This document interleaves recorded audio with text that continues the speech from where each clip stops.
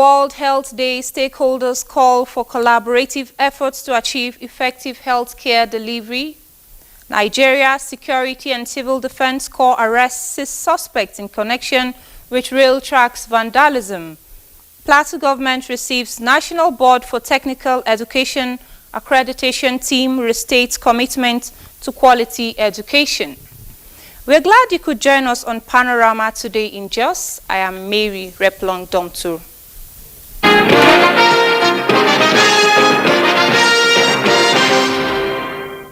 You can follow this news live broadcast live on our website nta.ng/live and on our YouTube channel NTA News Online and on other social media platforms showing on your screen.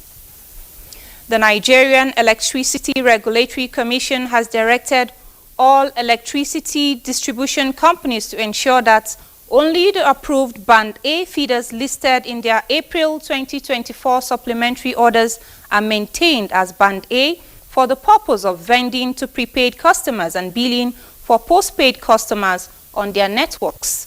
In a statement, the Commission also mandates all distribution companies to immediately post on their websites the approved Band A feeders that have been affected by the new tariff. In addition, all distribution companies are to set up a portal by 10th April 2024 on their website that allows all customers check their current bands by entering their meter or account numbers. Consequently, NEC directs all customers wrongly billed at the new tariff to be refunded through energy tokens not later than Thursday, 11th April 2024, and the distribution companies are required to file evidence of compliance with the Commission by 12th April 2024. The Commission assures that it will continue to monitor compliance with the new directives. The federal government, through the National Identity Management Commission (NIMC), in collaboration with the Central Bank of Nigeria (CBN) and the Nigeria Interbank Settlement System, has launched an innovative identity solution with payment functionality for all types of social and financial services to be powered by AfriGo, a national domestic card scheme. The national ID card, layered with verifiable national identity features, is backed by the NIMC Act No. 23 of 2007, which mandates NIMC to enroll and issue a general multipurpose card to Nigerians and legal residents. A statement by Kayode Adegoke, Head of Corporate Communications NIMC, indicates that this card will address the demand for physical identification, enabling card holders prove their identity, access government and private social services, facilitate financial inclusion for disenfranchised Nigerians, empower citizens, as well as encourage increased participation in nation building. The statement adds that only registered citizens and legal residents with the National Identification Number (NIN) will be eligible to request the card, which will be produced according to ICAO standards. Adekoke notes that holders will also be able to use the cards as debit or prepaid cards by linking SIM to bank accounts of their choices, while enabling eligible persons, especially those excluded from social and financial services, to multiple government intervention programs. NIMC pledges to maintain high standard of data protection while urging Nigerians to visit its website www.nimc.gov.ng for further information. In an effort to promote effective and efficient teaching and learning process in schools across the country, the National Senior Secondary Education says it has approved a national minimum standard for secondary education. The Executive Secretary of the Commission, Dr. Iyela Ajayi, disclosed this when he received a delegation from the Bureau of Public Service Reforms. Kenneth Nanim reports. To reposition secondary education in Nigeria to be at par with global standards is part of mandate of the National Senior Secondary Education Commission. Now, the Bureau of Public Service Reforms is at the Commission's Office on Self-Assessment. The scorecard indicates that the Commission has come up with a national policy document and strategic plan towards development of secondary education, which have been validated and will soon be published. The self-evaluation also reveals that capacity building for teachers is being prioritized to ensure effective teaching and learning process. Meanwhile, Executive Secretary of NSSEC, Dr. Iyela Ajayi, pointed to inadequate funding as a major challenge, as the Commission is yet to assess the 2% of the Consolidated Revenue Fund allocated to it by law, but expressed the commitment towards improvement in the secondary education. Having performed above average, the Bureau of Public Service Reforms urges National Secondary School Education Commission to leverage opportunities of the forthcoming Africa EduTech Conference to explore areas of partnerships with relevant organizations to drive in investors for more development in the sector. Kenneth Nanim, NTA News. Nigeria Security and Civil Defense Corps Plateau State Command has paraded 6 suspects in connection with rail tracks vandalism. The commandant of the Corps, Alexandra Burundi, while parading the suspects at the headquarters in Jos, says the command will continue to play its role in reducing crimes in the state. Ijoma Ozemena reports. The suspects were arrested at Kwakwi village of Freedom local government area of Plateau State upon receiving information by the NSCDC operatives, who promptly swung into action, leading to the arrest of 2 trucks loaded with stolen railway tracks. One of the drivers is at large, but however we succeeded arresting some of them that we arrested together with the other trucks. Therefore, the first truck that we arrested, they were already loaded about 122 railway track. And then the other one also was loaded with 60 railway track and then 30 pieces of sleepers. The commandant says the command will not relent at ensuring that criminal activities in the state are reduced to the barest minimum. You can see that what is happening now is a high level of sabotage of the government policy. What government have done to see that at least is for the use of everybody. Few individuals will succeed in vandalizing it for the selfish interest. So therefore, we will not allow criminals to continue doing that in this state. The 6 suspects, including the driver of one of the trucks, alleged that they were called upon to load the items as they did not know they were vandalized items. The load finish. The load this one finish. They say, "Mo go." Me, I didn't start motor asleep. As they say, "Mo go," I start motor. I begin to go. I see civil defense. On that 4, I begin 4. They say, "Driver, stop." I stop. Off light, I off. Come down. I come down. The suspects will be charged to court as soon as investigation is concluded. In Jos, Ijoma Ozemena, NTA News. Plateau State government says it is changing the fortunes of the education sector to a practical and more productive one in line with the current needs of the economy. This was when Governor Caleb Mutfwang received members of the accreditation team for Plateau State Polytechnic in Jos. Again, Ijoma Ozemena reports. The accreditation team is in the state for the accreditation of some courses, particularly in sciences and communication arts. Leader of the team expresses gratitude to the governor for the achievements so far recorded in the Polytechnic, saying more can be achieved in the area of training and retraining of personnel. He also urged the governor to establish the scale acquisition component of the tertiary education, noting that without that, all other accreditation will be voided. We have started a good work by funding the Polytechnic. On his part, Governor Mutfwang says his administration is determined to adhere strictly to the culture of excellence that will place the students of the state-owned tertiary institution far above their peers. We want to solicit your cooperation to ensuring that we're given another opportunity to be able to raise the standard of the courses that have already been accredited, and even the ones that are yet to be accredited, that you look at them very dispassionately and make sure that we're given the necessary wings to fly by having the endorsement of NBTE. Having the certification of NBTE is very important. The governor also informed his visitors that plans are underway for some educational institutions to ensure that the critical component of polytechnic education, which encompasses skill acquisition, is brought to fore. The visit is the first by the accreditation team from the National Board for Technical Education since 2022. In Jos, Ijoma Ozemena, NTA News. For the past 76 years, nations of the world have been commemorating the World Health Day on 7th of April annually. This has been so as a result of the priority accorded this sector with this year's theme as My Health, My Right. Ndayang Andebagyang tells us more. The adage that health is wealth cannot be downplayed, as no individual or people survive or make any meaningful progress in the midst of diseases and ill health.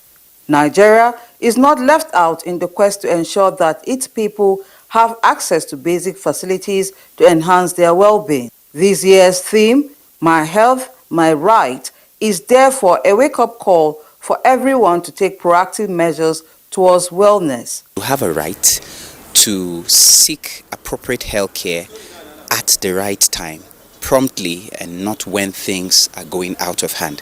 And this includes your psychological health, your mental health. Very, very important, okay, especially in the era of economic challenges, security challenges. We can have a lot of people getting so worried, especially with fake news, which have a way of getting them perturbed, which has some health consequences, even on their physical health. Dr. Amadu challenged healthcare providers and those with the wherewithal to invest more in the human and material resources that abound towards improving the sector. Proper synergy between the policymakers, the healthcare providers, the administrators, the private, entrepreneurs who are interested in establishing businesses. This is also a call for people to get involved in, establishing healthcare facilities, diagnostic centers, so as to be able to have subsidized facilities for proper diagnosis of patients and treatment when it is needed. In Jos, Ndanyan and Abuja, NTA News. We have in the studio Dr. Kefas Wida James, the Vice President, National Association of Resident Doctors. We're glad to have you, sir. Thank you very much. Nice being here. So you just had the background report of the World Health Day. Please, can you comment on the significance of the day? So, as rightly put, the theme for the year is My Health, My Right. And this is very significant because this is what human beings have as their own. And when you're talking about health, you're talking about the total well-being. And this year's target is to ensure that people don't only know health as something to seek when they are sick, but it's something they should know about their health being a right, because that's very important. Right in the sense that you should have the right to quality health facility, that's one. But again, you should also have right to quality health information. You should also have right to quality health education. This is very important because for us in the health sector, we believe that health, if it is on the line of prevention, it gives you more edge as an individual than when it is curative. And as such, we want to also use the opportunity to talk to Nigerians about the relevance of this day and to make people understand that their health is as important as they are. And that is why this day is set aside by the WHO to mark and to make people become more conscious about the status of their health. So what's your message to stakeholders on ways to achieve the theme of the day? Well, health is everybody's business and it's something that everyone has to contribute in making sure that we have a successful health system. Of course, what NTA is doing is excellent. And again, we are also calling onto government to also increase funding in the healthcare. 2001, African Union heads of government and came together in Abuja here and made a resolution that 15% of every country's budgetary allocation should go to health. But as we speak, only 4 countries were able to meet up the target. Yes, a lot has been done in the area of funding from the federal government to state and going down to local government areas. In short, COVID has opened our eyes to the lapses we have in the health system, and that has given us that wake-up call. But I think that is not still enough. A lot has to be done to ensure that we put in all that we need to put in, from civil society organization to the people in media to healthcare providers, to ensure that we tackle health challenges as they come. Today, what's your advice to people on routine medical check in few words? Yes, it's very important, because that is the only way you can know that you are healthy, is when you get to the hospital and get access to routine checks. And the major problem people have today is about funds. Okay, people cannot afford healthcare. Everywhere in the world, health is expensive. But the point here is it affordable? For routine checks, yes, it is. Because if we are saying that people are complaining of the hardship, limiting them from accessing those routine care, I think it is even more expensive to go back to making sure that these systems in their body come back to function if they fail. Okay, so how often should individuals check their health status? Well, there's no clear-cut rule as to how often, but everybody within certain age group has risks for certain things. And we advocate that as much as possible, individuals should go to the hospital, even if it is just to check and say, okay, am I fine? And have a discussion with the physician to even give them health advice as routinely as they can. It's very important. Okay, thank you so much for discussing this with us, Dr. Kefas Wida James, the Vice President, National Association of Resident Doctors. Panorama will continue after this break.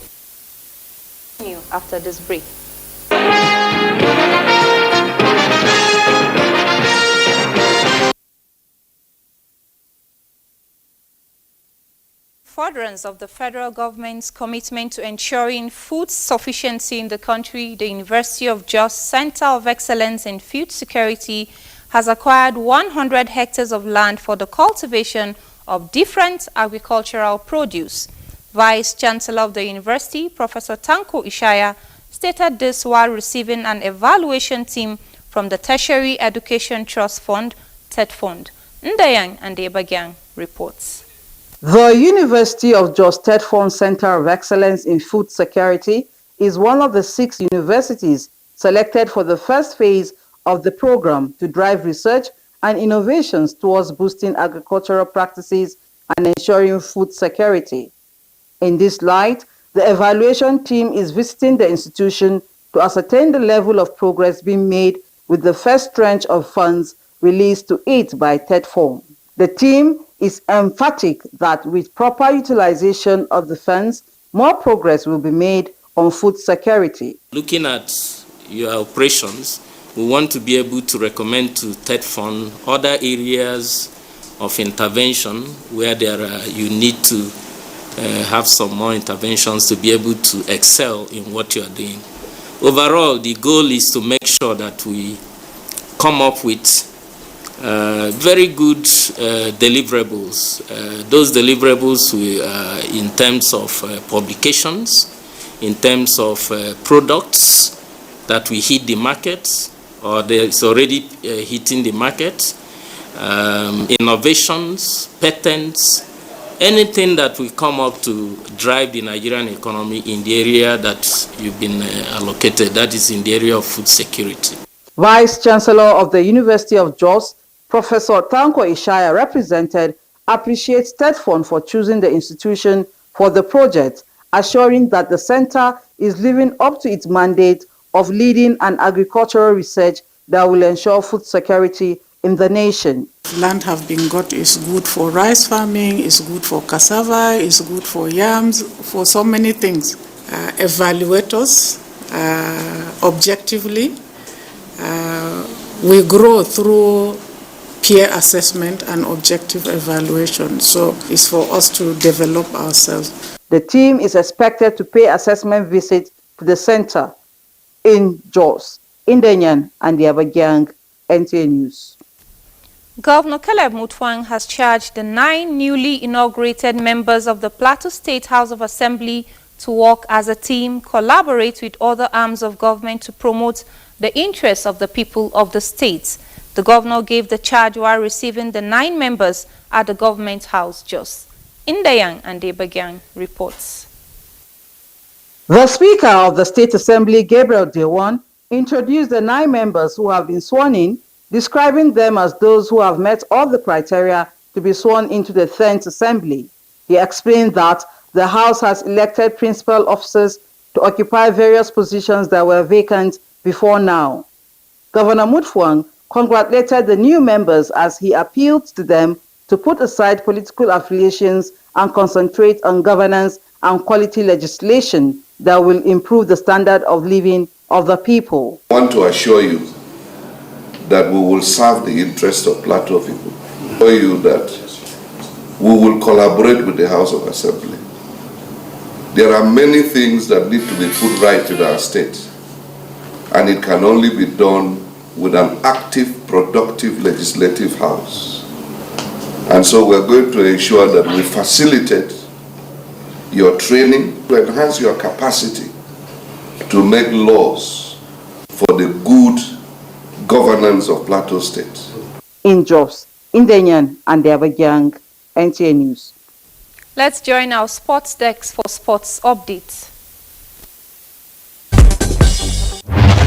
Despite recording a slim 1-0 win over South Africa in Abuja on Friday in the first leg of their final qualifying fixture for the Paris 2024 Olympics, Nigeria's Super Falcons are confident of overcoming Bayana on aggregate to seal their ticket to the Olympics. The record African champions play away to the reigning African queens on Tuesday and are optimistic about getting a favorable result. We had some new players in the back, missing Plumpter and Demayan. I think the back forward stood very strong. I can only remember, I'll have to look at the stats, but I only remember really two good opportunities that they had. You know, now we're at this point where there's one match left, and the bottom line is we just need to go get a result. The Falcons will depart Nigeria for South Africa on Sunday ahead of Tuesday's crucial second leg. In the Nigeria Premier Football League, Remo Stars returned to winning ways with a 2-1 win over Akwa United in their match day 29 counter played on Saturday.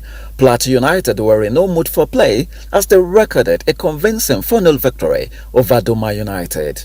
On Sunday, Rangers International continued their title charge with an away fixture to Katsina United. Strugglers Heartland are up against Sporting Lagos. Lobby Stars face Enyimba with Bendel Assurance up against Kwara United. To England, Arsenal maintained their position atop the Premier League table with a comfortable 3-0 win over Brighton. Kevin De Bruyne scored his 99th and 100th goals for Manchester City as they came from behind to defeat Crystal Palace 4-2 at Selhurst Park. Relegation-threatened Brentford staged a remarkable comeback from 2 goals down to draw 3-3 with Aston Villa. West Ham United also came from behind to secure a 2-1 victory over Wolverhampton Wanderers. Newcastle United beat Fulham 1-0, while Luton Town boosted their survival hopes with a 2-1 victory against Bournemouth. With Sports Update, Bade Adeleye, NTA News.